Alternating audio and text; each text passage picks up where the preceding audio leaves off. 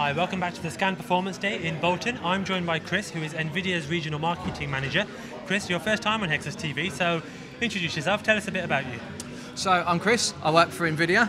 I've worked for NVIDIA for 2 years, and before that I come from the IT background. I'm an avid gamer and also an avid Portsmouth Football Club fan. Okay, we're going to overlook the second part of that, so you're an avid gamer. Absolutely. What games do you play and what do you play on?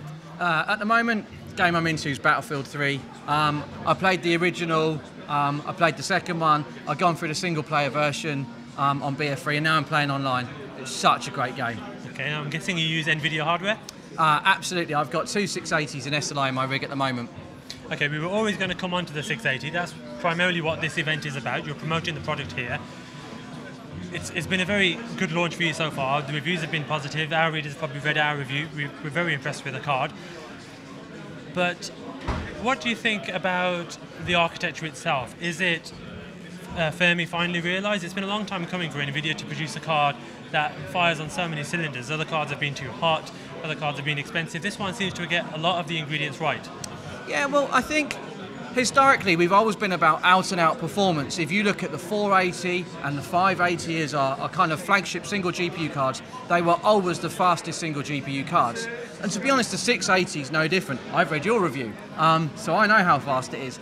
But what we've done with the 680 is we've spent more time listening to the gamers, scouring the web, listening to the community feedback, and it's clear that the gamers, like myself, love the power and performance of the products like 680 and 580, but they also want to make sure they get a great balance of performance per watt with low power draw.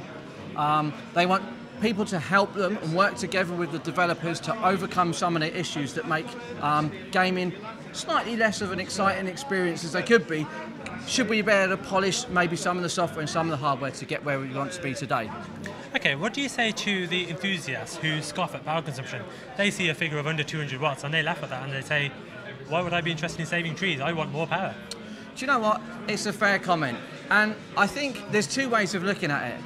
Me personally, I've got a big power supply in my PC, so the fact that I can run two 680s and they've only got 195 watt apiece TDP isn't a massive game changer. But as more and more people leave the console world because they realise the best experience is on the PC, they have to start upgrading their systems, and therefore they do need a new power supply. They will need to upgrade their GPU. We know from lots of evidence that 80% of the gamers at the moment still don't have the potential to be able to run DirectX 11.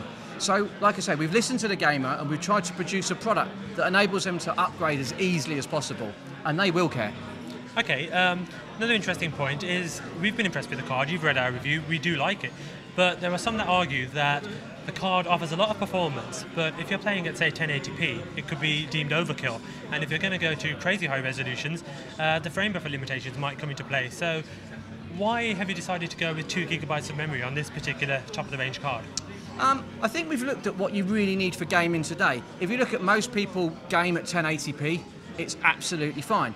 If you start to switch the resolutions up, and I run a 30-inch panel at 2560, I have no problems at all. Even if I play Battlefield 3, ultra settings, everything switched on, the card is awesomely fast.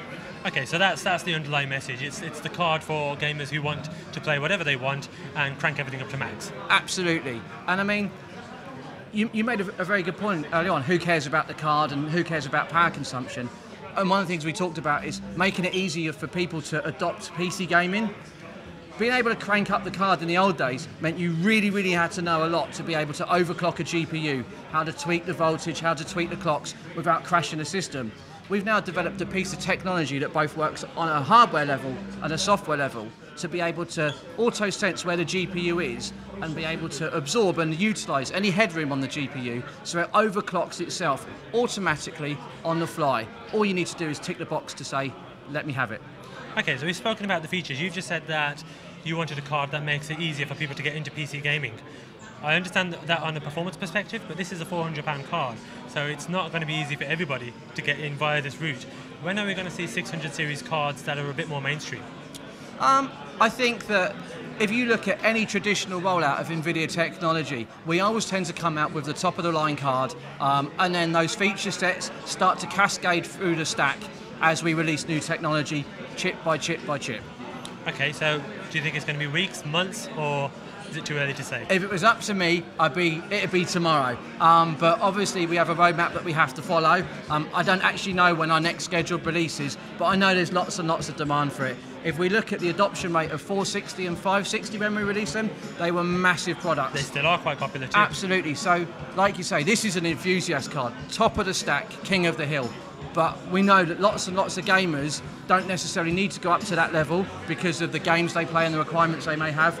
So we are always in a hurry to get those products to market as soon as possible. Excellent, Chris. Okay, thanks very much for the insight. It's great to have you on the show. And if you haven't read the GTX 680 review, check it out on Hexus.